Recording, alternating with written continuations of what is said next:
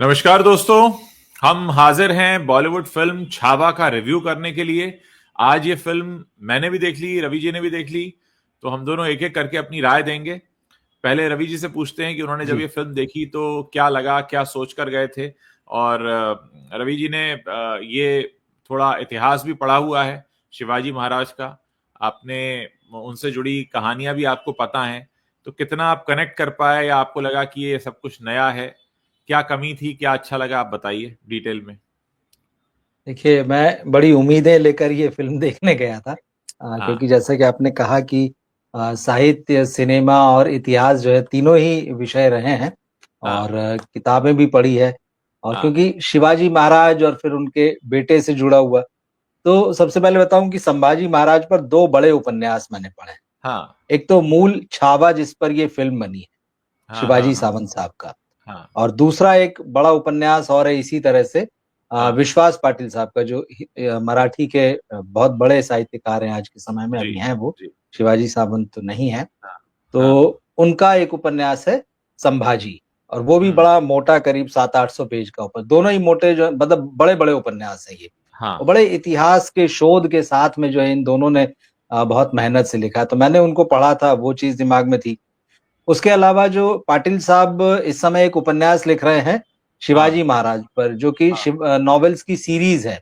महासम्राट नाम से। तो मराठी, हिंदी, अंग्रेजी, उड़िया, इन चार हाँ। भाषाओं में, तो मूल मराठी में लिखते हैं। तो इसके दो खंड जो है वो प्रकाशित हो चुके हैं। मराठी में हो चुके हैं। हिंदी में पहला खंड जो है मैंने ही अनुवाद किया है, वो आ चुका है। जी। दूसरा भी मैंने किया है, तो वो अभी छपने की प्रोसेस में है। अंग्रेजी हम्म। में दोनों दो खंड आ चुके हैं। तो हाँ। शिवाजी पर काफी कुछ पढ़ा है, और इन्हीं लोगों की वजह से पढ़ा है। हाँ। अ, हाँ। उपन्यास के वृहद उपन्यास है, मतलब ऐसा नहीं कि हाँ। कहानी लिख दी, मतलब 150 पेज की। अब जब इतनी सारी चीजें थी, और जब लक्ष्मण उतेकर इस फिल्म को बना रहे, ट्रेलर हमने देखा था, ट्रेलर पर हाँ। बातचीत की थी, लग रहा था विकी कौशल भी अच्छे लग रहे थे। हाँ। तो उम्मीदें थी और जिज्ञासा भी थी कि यार कैसे हाँ। बनाया होगा। क्योंकि हाँ। एक वृहद, इतने बड़े बड़े बड़े उपन्यास को, जो हम्म। शिवाजी सावंत साहब का, उसको क्या आप 2.5 पौने 3 घंटे में समेट दें।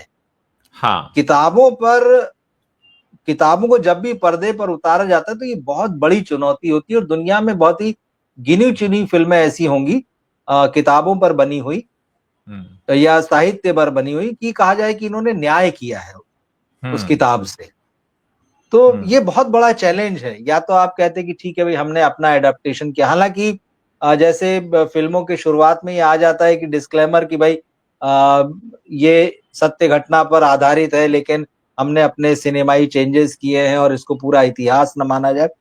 ठीक है, हाँ। आप थोड़ी बहुत छूट लेते हैं। लेकिन हाँ। इस फिल्म को देखते हुए मुझे एक बड़ी कमी ये लगी कि अगर कोई मराठा इतिहास से परिचित नहीं है, हालांकि हम्म। शुरुआत में कमेंट्री चलती है मराठा इतिहास और मुगल इतिहास, हाँ। दोनों किस तरह से, दोनों साम्राज्य थे और दोनों किस तरह से टकराए, शिवाजी महाराज हाँ। से कहानी शुरू हो रही है। पर हाँ। इसमें जो कैरेक्टर्स आते हैं वो, क्योंकि आप अगर मराठा इतिहास नहीं जानते हैं तो यहाँ पर वो वेल डिफाइंड नहीं है। आप कह सकते हैं कि भाई ये कहानी तो संभाजी महाराज की है, बाकी की क्या जरूरत है।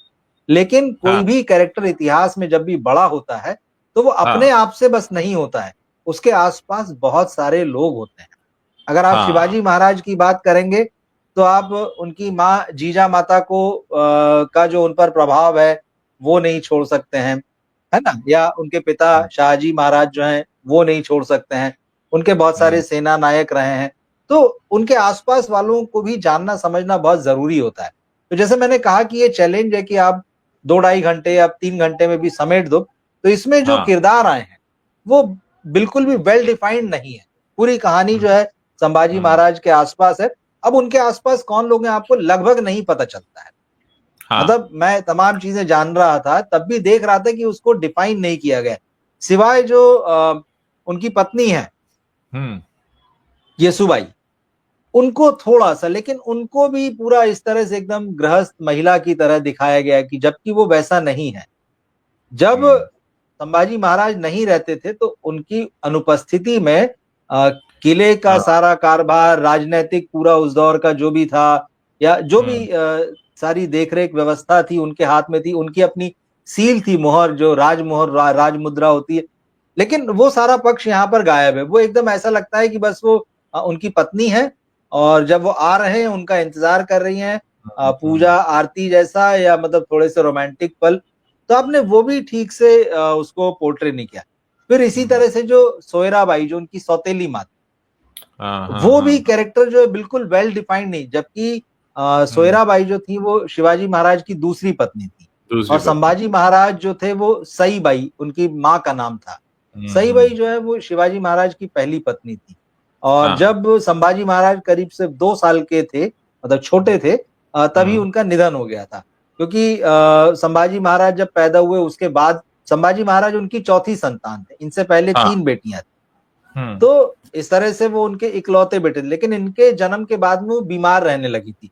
शिवाजी महाराज का और सई बाई का बड़ा सुंदर प्रेम था और लंबा साथ था दोनों का जीवन में, क्योंकि उनका बचपन में ही विवाह हो चुका था दोनों का। तो दोनों साथ साथ बड़े हुए थे, बड़ी अंतरंगता थी वो सारी। अब चलिए अब वहां नहीं जाते, लेकिन मुझे एक फिल्म को देखते हुए ये सवाल बार बार उठा। मैं इसलिए शिवाजी महाराज और सई बाई साहिब की बात कर रहा हूँ क्योंकि फिल्म में आप बार बार दिखाते हैं कि विकी कौशल जो है संभाजी महाराज बने हुए हैं। एक तो उनके कानों में उनके पिता की आवाज गूंजती है, दूसरा आपने उनको 2-4 बार दिखाया कि वो सपना देख रहे हैं और सपने में वो बचपन में अकेले हैं और परेशान है, हैरान, एक छोटा बच्चा जैसे होता है, रो रहे हैं, डर रहे हैं। उसके पीछे साइकोलॉजी क्या है? वो माँ का जिक्र कर रहे हैं कि मुझे माँ का प्यार नहीं मिला, वो अटैच, ये सारी चीजें कहीं डिफाइन, आप कोशिश जरूर करते हैं कि उनकी जो मनोदशा है उसकी थोड़ी व्याख्या करें, लेकिन आप व्याख्या का आधार क्या लेंगे? आपने उन कैरेक्टर्स को तो दिखाया ही नहीं। तो संभाजी महाराज का भी जो कैरेक्टर बताया, बेसिकली मुझे लगा कि ये फिल्म जो है उनके वॉरियर रूप दिखाने को बनाई गई है और पूरा फोकस जो है उसी पर है। लेकिन संभाजी महाराज का जो भी 8-9 साल का शासन था और जो भी उन्होंने युद्ध लड़े राजा बनने से पहले और राजा बनने के बाद में, जो औरंगजेब को जो उन्होंने चुनौती दी, इतना बस नहीं था ना, क्योंकि आप सिर्फ वही नहीं दिखा रहे हैं, आप उनके रिलेशंस भी दिखा रहे हैं, फिर आप उनको डिफाइन नहीं कर रहे हैं। ऐसी कई सारी चीजें जो मुझे लगी हम बात करेंगे, तो मुझे लगा कि यहीं पर फिल्म कमजोर हो गई है। देखिए, मैं जब इस फिल्म को देखने गया तो मुझे सबसे पहले तो इसके ट्रेलर ने अट्रैक्ट किया था। मुझे ट्रेलर बहुत अच्छा लगा था और मुझे ऐसा लगा कि एक जोश से भर देने वाली एक ऐसी शौर्य गाथा मैं देखने जा रहा हूं, जो मैं जब बाहर देखकर निकलूंगा तो मैं बहुत कुछ जान चुका हूंगा, क्योंकि मैंने बहुत ज्यादा शिवाजी महाराज के बारे में नहीं पढ़ा है, उतना ही पढ़ा है जितना स्कूलों में पढ़ाया गया है, विशेष रूप से नहीं पढ़ा है। लेकिन जब मैं अंदर दाखिल हुआ और कहानी धीरे धीरे आगे बढ़ी, तो मेरे मन में कई सारे प्रश्न आ रहे थे और उन प्रश्नों के उत्तर देने वाला वहां कोई भी नहीं था। मतलब कहानी में कोई नहीं था, फिल्म में कोई नहीं था। वो जो आशुतोष राणा ने रोल प्ले किया है, शायद हिरंब राव मोहिते उनका नहीं, नाम है। हाँ, हम्बीर राव मोहिते। हम्बीर राव ये सोयराबाई साहेब के जो भाई थे, सगे भाई थे। हाँ। और मामा लगते थे इस लिहाज से जो है संभाजी महाराज। तो एक तो इन मामा का कैरेक्टर क्यों इतना करीब है उनके, वो एस्टैब्लिश नहीं हुआ। दूसरा, वो जो कवि हैं उनका क्या कवि कलश रिलेशन, कवि कलश का क्या वो है। प्लस मतलब कहीं पर भी जो एक कहानी के जो पिलर कैरेक्टर्स थे जिन पर सधता ये पूरा मामला, कि भाई संभाजी महाराज की जिंदगी में कौन से इंपॉर्टेंट वो 6 और 7 लोग थे, उनसे उनके संबंध क्या थे, कैसे थे, कब से थे। ठीक है, जब वो मृत्यु हो जाती है उनके मामा की, तब वो याद कर रहे हैं, लेकिन वो भी एस्टैब्लिश नहीं कर पाता है कि वो कितने बड़े दुख में हैं। मतलब वरना होना ये चाहिए था कि उनकी मौत पर हमारे भी आंख में आंसू आते, क्योंकि हम तब तक कनेक्ट हो गए होते। दर्शकों के आंख में आंसू आना चाहिए। तो मेरा ये सिनेमा देखने का जो मैं मतलब अपना मानकर चलता हूं कि ऐसा होना चाहिए कि जो लीड कैरेक्टर है या जिसकी कहानी दिखाई जा रही है, उससे दर्शक इतना कनेक्ट हो जाए कि आप खुद को उसकी जगह रखकर सोचने लगे। मैं ये सोचकर गया था कि जब मैं थिएटर में दाखिल होऊंगा तो मैं संभाजी महाराज के हिसाब से ही सोच रहा हूंगा, उनके हिसाब से ही देख रहा हूंगा और उनसे मेरा तार जुड़ जाएगा। भाई एक अच्छे फिल्मकार की कहानी यही होती है कि वो तार जोड़ लेता है, फिर आप उस कैरेक्टर के साथ उस पूरी जर्नी में जाते हो। तो मुझे वो डोर नहीं मिली। दूसरी मुझे कमी जो लगी वो इसके म्यूजिक और साउंड को लेकर लगी। मैं बड़ा हैरान हुआ कि ए आर रहमान ये ए आर जी। रहमान है। देखिए, ए आर रहमान की व्यक्तिगत लाइफ में एक बहुत बड़ी घटना हुई है। हमें नहीं मालूम उसका क्या कारण है, क्या ये उसका असर है या क्या है, लेकिन ए आर रहमान का म्यूजिक इसमें दिखा नहीं मुझे। मुझे लगा ही नहीं, अगर मुझे नहीं पता होता तो कहीं पर ए आर रहमान के सिग्नेचर ही नहीं है। दूसरा, अ, ये फिल्म बहुत सारे अधूरेपन के साथ खत्म हो जाती है बिल्कुल। कि उस अकबर का क्या हुआ, शहजादे अकबर का। अच्छा, एक सीन और है इस फिल्म में, अगर आपने आज ही देखी आपको याद होगा। वो जी। तलवार जाती है इधर और वो हाँ हाँ, गिरती है, वो बिल्कुल। क्या। नहीं, मैं ये नहीं कह रहा कि कोई इधर तलवार जाने से नहीं हाँ हाँ। मरता है। मैं ये जानना चाह हम्म। रहा हूं वो अगर यहां गई तो वो क्या था, मतलब वो मुझे समझाओ, बताओ मुझे। अगर आपने 500 रुपया, 400 रुपया, 300 रुपया खर्च करके एक अंधेरे कमरे में बुलाया है इस वादे के साथ कि हम आपको एक ऐसी जर्नी पर लेकर चलेंगे, तो मेरे भी तो आपसे सवाल होंगे ना। मैं अपना 3 घंटा लेकर गया हूं, अपना पैसा लेकर गया हूं, एक उम्मीद लेकर गया हूं, एक विश्वास और भरोसे पर गया हूं, लेकिन मेरा विश्वास और भरोसा उस अंधेरे कमरे में जाकर टूट जाता है। एट द सेम टाइम मैं ये भी कहूंगा, इतनी बुरी फिल्म नहीं है कि आप कहेंगे पैसा बर्बाद हो गया, मेरे बिल्कुल सर में बिल्कुल। दर्द हो गया, मैं क्यों आ गया। आप ये सब कुछ नहीं कहने वाले हैं। आप उसको बस एक वन टाइम वॉच देखकर निकल जाएंगे। आप इसे मस्ट वॉच कैटेगरी में नहीं रखेंगे। और अगर कोई व्यक्ति बहुत बिजी है इस वीकेंड, अगले वीकेंड का तो मुझे पता नहीं अगले वीकेंड तक रहेगी कि नहीं, खैर, तो वो देखे नहीं देखे, मतलब ऐसा कुछ भी नहीं है कि अगर आपने फिल्म नहीं देखी तो चलता है। विकी कौशल की एक्टिंग बहुत अच्छी है। अक्षय खन्ना की तो उससे भी गजब है। ये तो अक्षय खन्ना का जबरदस्त कमबैक है। डायना बिल्कुल। पेंटी भी दिखाई देती है हमें इसमें, आशुतोष राणा भी दिखाई देते हैं, विनीत सिंह भी दिखाई देते हैं कवि के रोल में, रश्मिका मंदाना तो है ही, और दिव्या दत्ता का तो गजब का रोल था।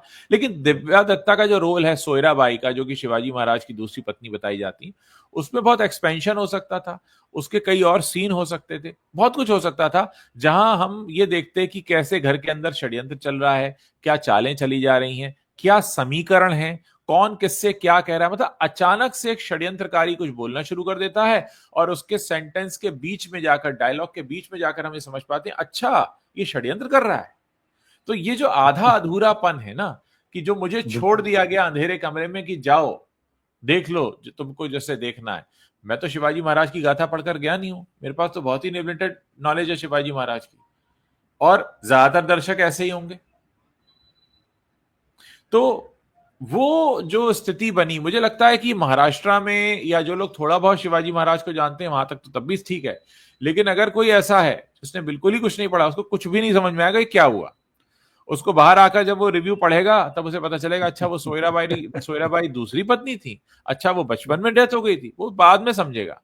तो ये जो एक किया है लक्ष्मण उत्तेकर जी ने, वो एक अन्याय किया है दर्शकों के साथ। अब मैं ये नहीं समझ पा रहा हूं कि लक्ष्मण उत्तेकर जी से ये हो गया है या उन्होंने जानबूझ के किया है। क्या वो ये अंडर इंप्रेशन है कि सबको इतना तो पता ही है? ये भी हो सकता है कि लक्ष्मण उत्तेकर जी ये मानकर चल रहे हो। हम लोग कई बार कुछ चीजें मान लेते हैं, अरे ये तो पता ही होगा।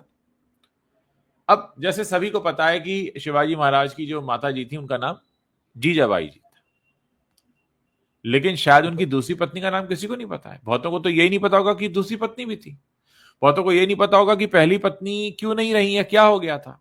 और क्या संभाजी महाराज जो है वो वाकई बचपन से अकेले पले, या जो भी है उनके जो उनके सौतेले भाई से उनसे उनके क्या रिश्ते थे, वो अपनी सौतेली माँ के भाई से इतना करीब क्यों थे, उनके बीच में क्या समीकरण, मुझे तो कुछ नहीं पता लगा ना। तो मैं तो आधा अधूरे में आ गया। अब मैं अगर बात करूं, जो अंधेरे कमरे में जाने के बाद मैंने स्क्रीन पर देखा, उसमें मुझे जोर जोर से चीखते चिल्लाते और खूब कूद कूद कर युद्ध लड़ते विकी कौशल दिखे, जिसमें नो डाउट उन्होंने बहुत मेहनत की है, प्रभावित किया है आपको। वो अपनी एक्टिंग से कन्विंस कर देते हैं। मतलब वो अक्षय कुमार वाला धोखा नहीं देते हैं, नकली मूछ लगा के पृथ्वीराज नहीं बने वो आपको पूरा कन्विंस करते हैं कि हाँ ये आपके सामने संभाजी महाराज ही खड़े हैं। भले आपको आज से पहले उनके बारे में कुछ नहीं पता था या बहुत लिमिटेड नॉलेज थी, लेकिन आपको कन्विंस कर देते हैं कि मैं ही हूं। आप ये नहीं कहते कि क्या ये हैं, आप कहते हैं नहीं यही है। जैसे अक्षय खन्ना कन्विंस कर देते हैं कि मैं ही औरंगजेब हूं। लेकिन इसके अलावा भी कहानी में कुछ होना चाहिए था। आपने जो बातें कही उससे जो मैं समझ पाया और जो मैं पहले से भी सोच रहा था उसकी पुष्टि मुझे होती है कि ये फिल्म जो है खराब राइटिंग का एक अच्छा उदाहरण है। जी। एक खराब राइटिंग सिनेमा हाँ को और एक बड़े शोधपरक और अच्छे और लोकप्रिय उपन्यास पर बनी हुई फिल्म है। ऐसा भी नहीं कि इसमें आपको रिसर्च करना पड़ा होगा, हाँ हाँ आपके पास हाँ सारा रिसर्च किया हुआ था, वेल रिटन था, हाँ हाँ बहुत पॉपुलर है जो नॉवेल, और उसमें सारी चीजें खोल कर रख दी गई हैं। तो ऐसा हाँ नहीं था कि आप कहें कि हम इसके लिए शोध कर रहे थे और हमको हम्म, 5 साल लगाए और 10 साल लगाए। हाँ आपको तो हाँ पूरा रेडीमेड बना हुआ था। आपको तो हाँ सिर्फ स्क्रिप्ट लिखनी थी, डायलॉग्स लिखने थे, हाँ कैरेक्टर्स को प्रॉपर उभारना था। करीब आधा हाँ दर्जन के आसपास लोग इसमें लगे हुए हैं, और जिन्होंने हाँ हाँ इसमें घोस्ट राइटिंग की होगी, जिनको क्रेडिट नहीं गया होगा, वो बेचारे तो हाँ अलग ही हैं। मतलब इतने लोग लिख कर हाँ भी एक हाँ उपन्यास को आप सिनेमा में नहीं ढाल पा रहे हैं, हाँ, ये तो बहुत ही खराब बात है। फिर वही बात है कि हम्म, राइटिंग एक स्पेशलाइज्ड वर्क है, ये ऐसा नहीं हाँ कि आप किसी को भी बैठा लो और वो हाँ लिख दे। तो हाँ यहाँ पूरा बॉलीवुड में यही चल रहा है, और ये एक अच्छा उदाहरण हमारे सामने आया है कि हाँ खराब राइटिंग एक अच्छे सब्जेक्ट को, एक अच्छे सिनेमा को जो है कैसे नष्ट कर देती है। अच्छा, तो छावा में वही हुआ है। भाई आपने संभाजी महाराज की अगर कहानी दिखाई है, तो आप इस तरह से अन्याय कर रहे हैं उनकी कहानी से। हाँ इसको हाँ आप हाँ कह रहे हैं कि आप इसे ऐतिहासिक भी मानिए, फिर आप ये भी हाँ कहते नहीं हमने छूट भी ली है। क्या सच हाँ है? छूट हम्म, अगर ली है और छूट लेकर आपने सिनेमा बनाया, तो बहुत खराब सिनेमा बनाया है। हाँ क्योंकि मुझे ऐसा लगता है, जैसे आपने कहा कि विकी कौशल जिस तरह से आते हैं, बार बार चीखते चिल्लाते खूब उछल कूद करते, ये पूरा सिनेमाई वर्जन है, इसको आप हाँ रियल नहीं बोलेंगे। हाँ ये हाँ सिनेमाई वर्जन है जो आपने 2.5 घंटे में उसको उनकी उस पूरी छवि को, उनके जीवन को कैद कर दिया है। अब दर्शक के दिमाग में यही रहेगा, अच्छा संभाजी महाराज, अच्छा ऐसे हाँ चीखते थे, ऐसे चिल्लाते थे, बस ऐसे हाँ तलवार लेके और ऐसे हथियार लेके टूट पड़ते, मतलब हाँ उसके अलावा उसके दिमाग में और कुछ भी नहीं रहेगा। ठीक है, हाँ विकी कौशल इस रोल में अच्छे लगे हैं, उन्होंने बहुत मेहनत की है, जस्टिस किया हाँ है उस रोल से, सारी चीजें ठीक है, लेकिन हाँ ये राइटिंग और डायरेक्शन की कमजोरी है। हाँ भाई आप बता रहे हैं ना, छावा ठीक है, सिंह का बेटा है ना छावा, हाँ तो ठीक हाँ है, लेकिन आपने सिर्फ, या तो आप उनकी जो भी युद्ध कौशल था या उनकी कोई लड़ाई थी, सिर्फ उसी को लेके कहानी बनाते, या सिर्फ उनकी आखिरी लड़ाई को लेके कहानी बनाते।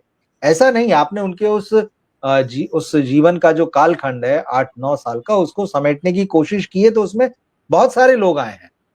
और अगर वो सिंहासन पे बैठे भी हैं, तो सोयराबाई साहब का यहाँ जो कैरेक्टर इंपॉर्टेंट इसलिए होता है, और इसको बाकायदा पर्दे पर उतारा जाना था, जिसको कि उन्होंने डायलॉग्स में समेट दिया। हाँ सोयराबाई, जैसा कि हमको फिल्म में भी दिखता है कि अपने छोटे, मतलब उनका जो बेटा है 10 साल के आसपास का, वो उसको हम्म, राजा बनाना चाहती, वो उसको छत्रपति बनाना चाहती है। राजा राम जो आगे जाके इसमें हम्म, बताया कि छत्रपति बनते हैं संभाजी महाराज के बाद में, तो वो हम्म, वही बनाना चाहती थी, तो वो चाहती थी। और उन्होंने पूरा इसके लिए जो पूरा षड्यंत्र रचा था, उसमें ये मिलता है कि उन्होंने अपने भाई जो हम्बीर राव मोहिते हैं, उनसे मदद मांगी। हम्बीर राव जो है, उनके बहन के, सगी बहन के साथ जाने के बजाय उन्होंने कहा कि नहीं, मैं संभाजी महाराज का साथ दूंगा। तो हम्म, वहां जो है सोयराबाई साहब जो थी, उनके पूरे प्लान फेल हो गए। ये इतना इंपॉर्टेंट है, ये सारी चीज जो आप डायलॉग में वहां बैठाकर जो समझाना चाह रहे हैं, ये हम्म, चीज अच्छी स्क्रिप्ट में ये उतनी ही देर में ये सारी चीजें आ सकती। ऐसा कुछ नहीं था कि इसमें अलग से कुछ करना चाहिए था। तो इसलिए मैं कह रहा हूं कि राइटिंग खराब है, कैरेक्टर यहाँ डिफाइन नहीं हुए। और उसके अलावा जैसे आप उपन्यास पढ़ते हैं, मैं खास तौर पे यहाँ विश्वास पाटिल साहब का जो उपन्यास है संभाजी, जब उसमें, तो उसमें बड़ी खूबसूरती से इस चीज को डिफाइन किया है कि राजा राम जो छोटे भाई थे, उनके सौतेले भाई, और उनकी उम्र में बहुत फर्क था, दोनों की उम्र में, संभाजी महाराज की और उनकी, दोनों में कितना खूबसूरत बॉन्ड था। वो एकदम बड़े भाई के पीछे पीछे लगा रहता था, छोटा भाई, वो पूरे नॉवेल में उभर के आता है, और पूरा हाँ, रिसर्च बेस्ड है। हम्म, लेकिन यहाँ पे आप क्या दिखाते हैं कि सोयराबाई जो है अपने बेटे को छत्रपति बनाना चाहती हैं, जब ये बन जाते हैं, तो अब वो दोनों भाइयों का पूरा रिश्ता ही गायब हो गया। और फिर आखिरी में जब ये जाने लगते हैं औरंगजेब से लड़ने के लिए, तो हाँ अचानक वो भाई प्रकट हो रहा है, वो उसकी पत्नी के साथ में, और वो कहते कि अच्छा मेरे जाने के बाद में तुम सारी चीजें संभालना। और ये, मतलब ये अजीब तरह से दर्शक को समझ में कैसे आएगा कि ये हुआ क्या? भाई वो तो सौतेला भाई था, उसकी माँ जो हम्म, है उसे छत्रपति बनाना चाहती थी, मगर ये बन गए, फिर वो क्या कनेक्शन? मतलब कई सारे अनसुलझे सवाल हैं, जिनका जवाब अगर आप नहीं जानते हैं, तो आपको इस फिल्म में तो नहीं मिलता है, और आप बहुत कंफ्यूजन वाली स्थिति में रहते हैं, और कंफ्यूजन के साथ ही बाहर निकलेंगे फिर आप। मैं अब ये समझने की कोशिश कर रहा हूं कि लक्ष्मण उत्तेकर ने गलती तो की, ये तो हम यहां निष्कर्ष पे पहुंच गए कि लक्ष्मण जी। उत्तेकर ने गलती की है। अब लक्ष्मण उत्तेकर ने गलती क्यों की है?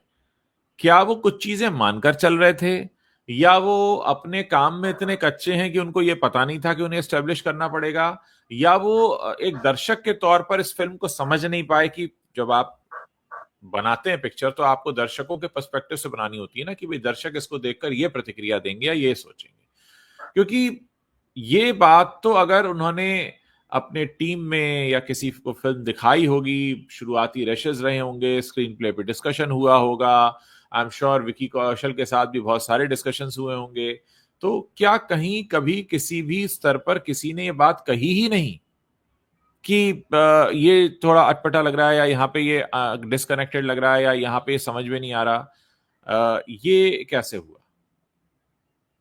और सर अच्छा हुआ कि वो गाना हटाया गया, समझ में आया कि वो गाना अगर होता तो बिल्कुल। अजीब लगता, लेकिन गाना हटाने के बाद भी ये फिल्म अधूरी रही, पूरी नहीं हो पाई।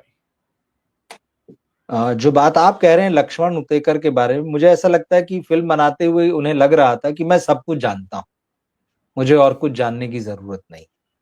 तभी हाँ, आदमी ऐसी गलतियां हाँ, करता है। हाँ, अगर जब उसको पता हो कि यार नहीं, इसमें किसी और की भी राय लेना चाहिए। बहुत सारे इतिहासकार हैं, बहुत सारे साहित्यकार हैं, जिनका मैं नाम ले रहा हूँ, विश्वास पाटिल। उन्होंने एक बहुत रिसर्च बेस्ड, जो इतना मोटा उपन्यास मोटा से मतलब बहुत ही प्रामाणिक उपन्यास, उन्होंने पूरा जीवन उतार के रख दिया है उसमें, संभाजी महाराज का, उनके पैदा होने से लेकर जो है उनके हाँ, आखिरी दिन तक जो है। हाँ, आपके सामने ऐसे लोग हैं भाई, मगर आप हाँ, जाना नहीं चाहते, आप मिलना नहीं चाहते, आप उनसे बात नहीं करना चाहते। आपको लगता हाँ, है मैं ही विद्वान हूँ। चलिए, आपको हाँ, लगा होगा कि मैं विद्वान नहीं हूं, तो मेरे पास एक हाँ, विद्वान की किताब है। अरे भाई, पर हम्म, उस विद्वान की किताब को रूपांतरित करने के लिए भी तो कोई विद्वान लगेगा आपको, कोई अच्छा हम्म, राइटर लगेगा आपको। कि आपने सोच लिया कि बस, क्योंकि वो खुद भी इसके राइटर्स में शामिल है, इसके राइटिंग टीम में वो भी हाँ, शामिल है, तो चलो हम दोस्त लोग मिलके लिख लेंगे। तो हम्म, आपने इतनी बड़ी फिल्म का, इतने बड़े बजट की फिल्म का, आप कहिए कि हम्म, ठीक है हमने बना लिया, संभाजी महाराज पे एक ऐसी फिल्म बनाई कि पूरे देश को बता दिया कि वो कौन थे, लेकिन आपने कैसे बताया, कैसे हम्म, जनवाया भाई? ये कितना आधा अधूरा है। क्या इमेज हम्म, जाएगी, क्या पिक्चर जाएगी? तो कम से कम जो लोग जानेंगे वो तो कहेंगे कि आपने ठीक नहीं किया। अब भाई जिनको जो सिर्फ इसी बात से खुश हो गए कि अच्छा हमने देख लिया और हमको भी पूरा नॉलेज मिल गया फिल्म देखने से ही, तो वो खुश हम्म। रहे भाई, अपनी खुशफहमी में कोई दिक्कत ही नहीं है। लेकिन फिल्म में गड़बड़ियां तो हैं, और कैरेक्टर के लेवल पे है, राइटिंग के लेवल पे गड़बड़ियां हैं। और ये बात दूसरा सही है कि अच्छा वो उन्होंने गाना हटा दिया, नाच जो था। दूसरा ये कि लक्ष्मण उत्तेकर महाराष्ट्र से आते हैं, जाहिर है जब फिल्म बना रहे होंगे तो उनके मन में ख्याल होगा कि हमारे एक हीरो हुए, एक नायक हुए, एक ऐसे वीर प्रतापी हुए हैं जिनकी हम कहानी कहें। तो जब आप इस भाव से सिनेमा बनाते हैं तो जाहिर है आपके मन में यह भाव रहता है पूरी फिल्म बनाते वक्त कि हम इनके बारे में बताने जा रहे हैं, हम इनका इंट्रोडक्शन देने जा रहे हैं, इनका इंट्रोडक्शन अपनी तरह से देने जा रहे हैं, इनका इंट्रोडक्शन एक नई तरह से देने जा रहे हैं, या इनका इंट्रोडक्शन हम उन लोगों को देने जा रहे हैं जो शायद इनके बारे में नहीं जानते या कम जानते। तो क्या उस वक्त ये सोचते समय भी आपको ख्याल नहीं आया कि आप इनका एक इंट्रोडक्शन भी अगर दे रहे हैं, आप इनका परिचय भी दे रहे हैं, तो वो तो पूरा हो। मतलब आप जब वो बनाते हैं सिनेमा तो एक जिम्मेदारी होती है, दो जिम्मेदारियां होती हैं। एक तो जो आप कहानी लेकर चले हैं वो इस तरह से कहें कि वो समझ में आए और लोगों पे असर डाले, वहां थोड़ा सा फेल हुए आप। दूसरा, आप जो कहानी लेकर चले वही पूरी नहीं थी। तो मतलब ये आप आधा अधूरा क्या लेकर आए और क्या आपने डिलीवर किया, और आप उम्मीद क्या लगा के बैठे हो, और इस पूरे प्रोसेस में आपने करोड़ों रुपए लगा दिए। तो वो जो समय था, वो जो घड़ी थी जब आपने कहा कि हाँ यही पूरा है, उस समय में तो आपको एक ख्याल आना चाहिए था कि नहीं ये पूरा नहीं है। और अगर आपको नहीं आया तो आपकी टीम में किसी को आना चाहिए था। किसी ने तो रशेस देखे होंगे, किसी ने तो टुकड़ों में पहले पिक्चर को देखना शुरू किया होगा, किसी ने तो वो स्क्रीन प्ले पढ़ा होगा, कोई तो होगा जिसने सवाल पूछे होंगे। मतलब कितनी सारी चीजें खत्म होती चली गई, और फिर एक जब एंड प्रोडक्ट निकल कर आया और हमारे जैसे लोग जो पहली बार थिएटर में अंधेरे कमरे में घुसे, हमने देखा अरे हमें तो ये समझ में नहीं आया, ये नहीं आया, ये नहीं आया, लो जी अब आपने जो करोड़ों रुपए लगाए, जो मेहनत लगाई, उसका क्या? तो क्या आपने इस फिल्म को बनाते वक्त पूरी सावधानी नहीं बरती, या आपको पता ही नहीं था? दो ही बातें हो सकती हैं, या तो सावधानी बरती नहीं गई इसलिए दुर्घटना हुई, या आप जानते ही नहीं थे कि ये भी कहना होता है। और अगर ऐसा है तो फिर ये अपने आप में बहुत बड़ी बात है कि आप मतलब इतने बड़े फिल्म मेकर आप हैं और आपको ये नहीं पता कि कहानी में कहना क्या होता है। देखिए, लक्ष्मण उतेकर इससे पहले मॉडर्न कहानियां बनाते रहे हैं, हाँ है ना। हाँ उनका कोई पहली बार उन्होंने एक हिस्टोरिकल सब्जेक्ट पर अटेम्प्ट किया, लेकिन इसके लिए जो मुझे लगता है जो गहराई चाहिए आपके अध्ययन में या आपकी हाँ मेकिंग में, आपकी राइटिंग में, वो नजर नहीं आती भाई। मुझे इस फिल्म को देखने के बाद मैंने सोचा यार इस फिल्म में बहुत गड़बड़ियां हैं। मुझे मुगले आजम की याद आई।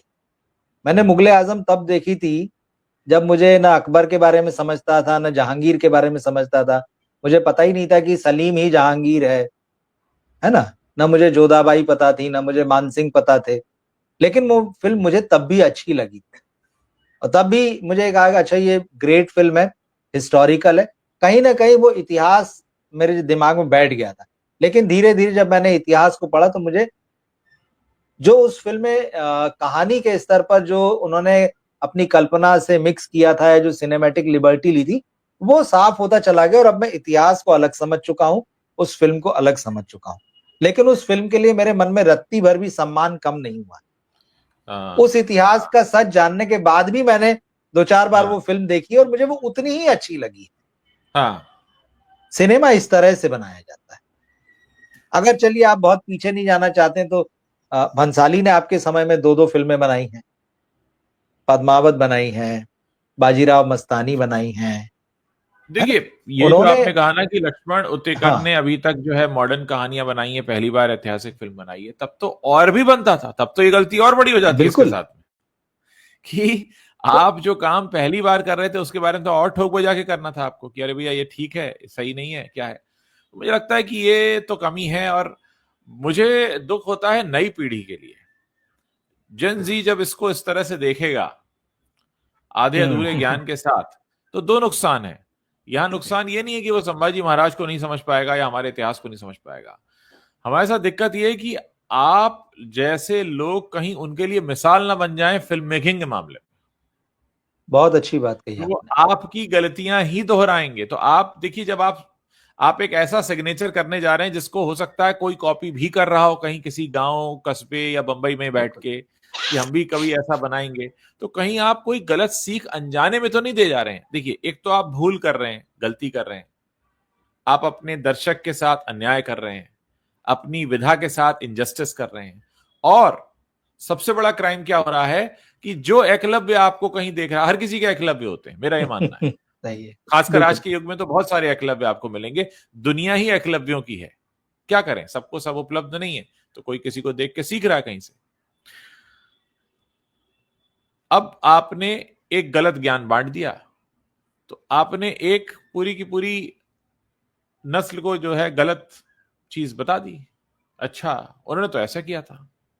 वही बात जो हम लोग कहते हैं ना कि शाहरुख खान को क्यों गुटखे का ऐड नहीं करना चाहिए, इसलिए क्योंकि बहुत सारे लोग आपको देख के सीख रहे हैं। ठीक है कि सरकार ने बैन नहीं लगाया है उस पर, सरकार ने नहीं उसकी फैक्ट्री बंद की है, लेकिन आपकी भी तो अपनी एक रिस्पॉन्सिबिलिटी है, क्योंकि आप आम नहीं है, खास है। तो अगर ईश्वर ने आपको खास बना दिया है, खास जगह दे दी है, तो उसका ध्यान तो आपको रखना पड़ेगा ना। वो पड़ोसी नहीं रखेगा उसका ध्यान। तो मुझे ये भी चिंता है। भाई, लक्ष्मण उतेकर तो महाराष्ट्रियन है, हाँ महाराष्ट्र से आते हैं, मराठी हैं। तो हाँ अगर वो छावा को जानते हैं, अगर वो हाँ शिवाजी सावंत साहब को जानते हैं, हाँ तो निश्चित रूप से वो विश्वास पाटिल साहब को भी जानते होंगे। और जब हाँ उन्होंने, इतना कुछ लिखा गया है संभाजी महाराज पे, 50 से ज्यादा उपन्यास और नाटक आपको मिल जाएंगे, और बहुत हम्म, महत्वपूर्ण भी उसमें मिलेंगे। तो जी विश्वास पाटिल साहब को भी जानते होंगे, उनके उपन्यास को भी जानते होंगे। हाँ उपलब्ध है लोग भाई। लेकिन बात वही है कि आप नहीं जाना चाहते हैं। आपको लगता है कि भाई हम ही सर्वे सर्वा हैं और हमें तो ज्ञान मिल ही गया है, और एक रेडीमेड किताब मिल गई, अब इसका करना क्या है, स्क्रिप्ट ही तो बनानी, इसमें से कुछ छांटना बीनना तो है, बस वही किया उन्होंने। ये ले स्क्रीन लो, प्ले में ये नाम डेट लो। आया था लक्ष्मण उतेकर का भी, जो 4-5 नाम थे स्क्रीन बिल्कुल, प्ले मैं में, वही उसमें कह लक्ष्मण रहा हूँ, उतेकर का उनका भी नाम नाम था। आया। यानी अब आपने स्क्रीन प्ले लिखा है तो फिर तो आप अब बहुत ही बड़े कटघरे में खड़े हुए हैं इस समय। बिल्कुल। तो आपने आपको बस यही लगा कि भैया इस 500-700 किताब पेज की जो किताब है इसमें कुछ सीन उठा लेने हैं, कुछ घटनाएं उठा लेनी है और हमारी हाँ कहानी रेडी है। आपने हाँ स्टार्ट पकड़ लिया, आपने एंड पकड़ लिया, हो गई बात पूरी। ऐसा नहीं होता, कहानी ऐसे नहीं बुनी जाती मेरे भाई। जी। तो ये बहुत सारी गड़बड़, और इस कहानी को उन्होंने पूरे तौर पर एक्शन में बदल दिया है। इसमें रिलेशंस भी गायब है और इसमें इमोशंस भी गायब है, दोनों चीजें गायब। देखिए जब शॉर्टकट इमोशनल आता है तो लेवल बहुत कुछ छूटता है ना फिर। छूटता है ना, जब बिल्कुल। शॉर्टकट आता ले, है तो बहुत कुछ छूटता है। लेकिन सिनेमा शॉर्टकट से नहीं बनता ना। नहीं वो बनता। तब जबकि आप बड़ा सिनेमा बनाना चाह रहे हैं, आप एक बड़ा सिग्नेचर करना चाह रहे हैं, आप दुनिया को पहली बार बताना चाह रहे हैं, मतलब हिंदी के दर्शकों को, कि देखिए संभाजी जी। महाराज, शिवाजी महाराज के जो बेटे थे, और हम्म। कितना बड़ा बलिदान था, कितना उन्होंने संघर्ष किया, या कैसे उन्होंने औरंगजेब को नाको चने चबवा दिए कि भैया वो जब आया हाँ है, जब संभाजी महाराज से यहाँ लड़ने के लिए हाँ दक्कन में, तो फिर हाँ दक्कन में ही वो मरा है, वापस नहीं हाँ लौट हाँ पाया है। हाँ तो वापस नहीं लौटा है, वापस वो आगरा या दिल्ली नहीं चला गया है, वो दक्कन में ही उलझा रहा है उसके बाद वो पूरी, हाँ यही उसकी कब्र बनी है। तो हाँ। जब आप इतना इंपॉर्टेंट लेसन उठा रहे हैं, और जिस तरह से एक बात आपने कही थी, बिल्कुल वो चीज मुझे भी लगी थी, कि फिल्म जिस तरह से खत्म की इन्होंने, वो तो बहुत ही हम्म। अजीब लगता है, वहाँ एकदम क्या से। हो गया, मतलब कुछ हुआ नहीं क्या हुआ। हो, हाँ मतलब हाँ एकदम से कि ठीक है, अगर संभाजी महाराज का आपने दिखाया कि टॉर्चर किया जिस तरह से, जो भी, और फिर वो मर गए, हाँ फिर कुछ डायलॉग्स दिखाए, और फिर औरंगजेब ने भी किसी को हाँ। चाकू मारा और वो भी वहीं गिर गया और फिल्म खत्म हो गई। तो आप क्या बता रहे हैं भाई, मतलब तो आपका एंड भी तो प्रॉपर होना चाहिए। इस फिल्म का एक पोस्टर आया था जिसपे बहुत सारी बातें, छावा नाम रखा, तो इनको शेर वाला सीन भी कहीं ना कहीं डालना था। बड़े हाँ अजीब हाँ ढंग से वो वीएफएक्स वाला जो शेर है उन्होंने क्रिएट किया, और वो जो सीन बनाया, ठीक है सिनेमैटिक लिबर्टी थी आपकी, आपने एक सीन बना दिया, उनको शेर से लड़ते हुए दिखा दिया, तो आप उसको पूरा दिखाते। वो सीन आपने फिल्म देखी है, नीचे लड़ाई चल रही है, फिर एक झटके में वो सीन जो है पूरा ब्लैकआउट हो जाता है, तो संभाजी महाराज हाँ ऊपर वापस, कहां से हाँ कैसे क्या, कुछ नहीं। मतलब हाँ आप, कुछ। यहां लगता है कि आप दर्शक को बेवकूफ समझते हैं। ये वो हाँ पॉइंट है कि आप एकदम इलॉजिकल हो जाते हैं, और आप समझते हैं कि हाँ। दर्शक बेवकूफ है, उसको हमने दिखा दिया और वो मान जाएगा, वो समझ जाएगा हमारी बात। ऐसा क्या लगता कहना है कि चाह वो रहे नीचे भाई। देख रहा है उन्हें, नीचे देख रहा है हाँ बाघ से, शेर से लड़ते हुए, और वो पीछे हाँ, होता है। मतलब अजीब तरीके से वो सीन। तो अच्छा, मतलब आपने अच्छा सब्जेक्ट उठाया, लेकिन आपने उसके साथ बिल्कुल भी न्याय नहीं किया, मैं तो कहूंगा। हाँ भाई लोगों को आधी अधूरी जानकारी देने से अच्छा है कि भाई आप जानकारी ना दें, सीधी सी हम्म बात है। और जिन लोगों ने ये फिल्म देख ली है, जो हमें सुन रहे हैं, या हम्म जिन्होंने नहीं भी देखी है, वो देखें हम्म। फिल्म, मैं मना नहीं करता, लेकिन इन दो किताबों को फिर जरूर पढ़ लें। जिस किताब हाँ पर, शिवाजी सावंत साहब की किताब छावा जो नॉवेल है, उसको पढ़ लें, और हाँ। विश्वास पाटिल साहब का जो उपन्यास है संभाजी, उसको पढ़ लें। दोनों नहीं तो हम्म। कम से कम एक पढ़ लें। दोनों किताबें जो है अच्छा समय लेंगी आपका, ये भी मैं आपको हाँ बता दूं, हाँ क्योंकि हाँ मोटे मोटे ग्रंथ की तरह है किताब। पर अगर आप हाँ सचमुच जानना चाहते हैं, आप अगर हाँ। फिल्म को देखें तो फिल्म जैसी ही देखें और फिर वहीं छोड़ दें। जितने हम्म। हल्के ढंग से उन्होंने कहा उसको वहीं छोड़ दें। फिर आप वहां से लेकर फिल्म देखकर निकले और ये ना सोचिए कि हमने बड़ा ज्ञान पा लिया है और अपना हम्म। ज्ञान दूसरे को देने लगे। अगर आपको सचमुच जानना है तो फिर इन हाँ किताबों को पढ़े, और इनके अलावा भी बहुत कुछ है भाई। बिल्कुल। हमारे कुछ दर्शक बार बार ये पूछ रहे हैं कि क्या मैंने ये फिल्म देखी है, तो मैं तो इतनी देर से इस फिल्म पे बात कर ही रहा हूँ, जाहिर है मैंने फिल्म देखी है तभी मैं बात कर रहा हूँ। बिल्कुल। और रवि जी जो कह रहे हैं उससे मैं बिल्कुल इत्तेफाक रखता हूँ, और मैंने जो इतनी सारी बातें लक्ष्मण उत्तेकर के बारे में बोली हैं वो इसी आधार पर बोली हैं, क्योंकि मैंने फिल्म देखी है और इसीलिए मैं बता रहा हूँ कि फिल्म में क्या क्या कमियां हैं। हालांकि विकी कौशल अभिनय के हिसाब से बहुत जानदार शानदार परफॉर्मेंस है उनका, जो मैंने बताया भी। तो मुझे लग रहा है कि ये फिल्म ऐसी है जिसमें मेरे और रवि जी के विचार लगभग बिल्कुल एक ही जैसे हैं। मुझे भी लगा कि कनेक्टिंग पॉइंट्स जो हैं वो मिसिंग हैं, बहुत सारी चीज़ों को स्टैब्लिश करना था वो नहीं की गई, और बहुत आधे अधूरेपन से कहानी खत्म कर दी गई बिना कुछ ज्यादा बताए। तो आप बहुत ज्यादा इसमें भटक कर रह जाते हैं, आपको समझ में नहीं आता कि आप क्या लेके जा रहे हैं इस फिल्म से। मुझे लगता है यहां से ना मैडॉक को भी सोचना चाहिए। हाँ मतलब ये उनका हाँ लगातार दूसरा जो है ना बड़ा फॉल्ट है।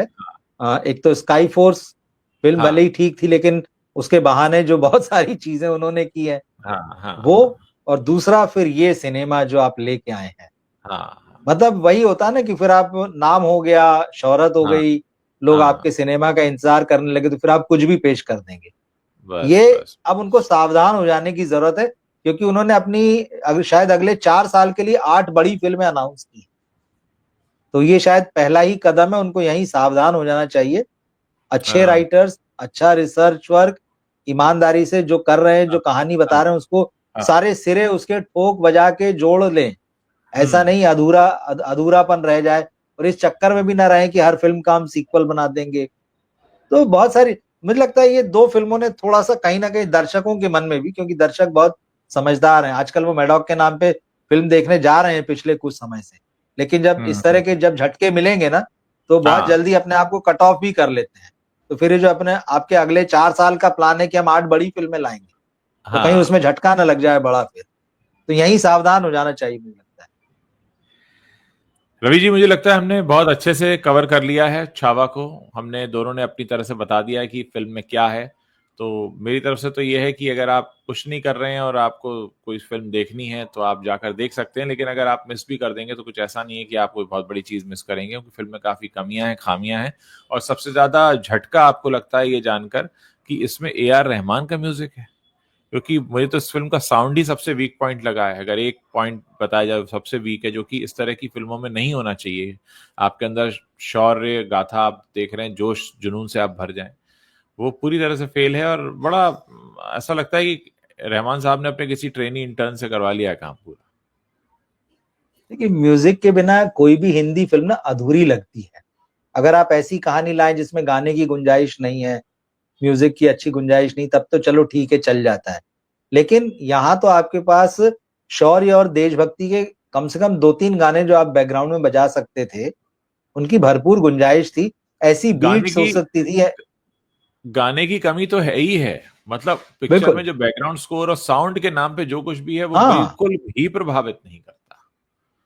तो वो कमी जो है यहाँ पर बहुत खलती है, और हाँ सही बात है, A R रहमान साहब का नाम जुड़ा उसके बाद अगर ये कमी है, तो हाँ। फिर रहमान साहब को भी यहाँ सोचने की जरूरत है। बिल्कुल बिल्कुल बिल्कुल बिल्कुल।